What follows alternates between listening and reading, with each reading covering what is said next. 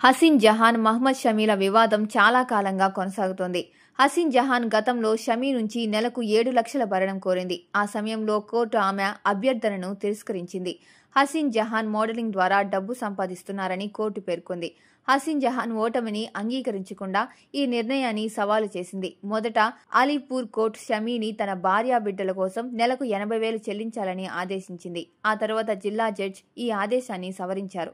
మహ్మద్ షమీని తన భార్య కోసం నెలకు 50,000, బిడ్డ కోసం నెలకు 80,000 చెల్లించాలని ఆదేశించారు.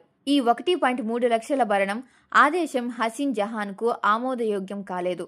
అందుకే ఆమె కలకత్తా హైకోర్టును ఆశ్రయించింది. తన నెలవారీ ఖర్చు సుమారు 6.5 లక్షలు అని ఆమె పేర్కొంది. షమీ వార్షిక ఆదాయం సుమారు 7.5 కోట్లు అని హసీన్ జహాన్ వాదిస్తోంది. డబ్బు ఉన్నప్పటికీ షమీ తన భార్య బిడ్డలకు అవసరమైన డబ్బును ఇవ్వడం లేదని ఆమె పేర్కొంది. కలకత్తా హైకోర్టు షమీ ఆదాయాన్ని పరిగణలోకి తీసుకుని నెలకు 4 లక్షల ఆదేశాన్ని జారీ చేసింది. ఈ మొత్తం విషయంలో మహ్మద్ షమీ వైపు నుంచి ఇప్పటి వరకు ఎలాంటి ప్రకటన రాలేదు. కోర్టు నిర్ణయంపై మహ్మద్ షమీ ఎలా స్పందిస్తాడో చూడాలి. ఈ కేసు మరింత ముందుకు వెళ్లే అవకాశం ఉంది.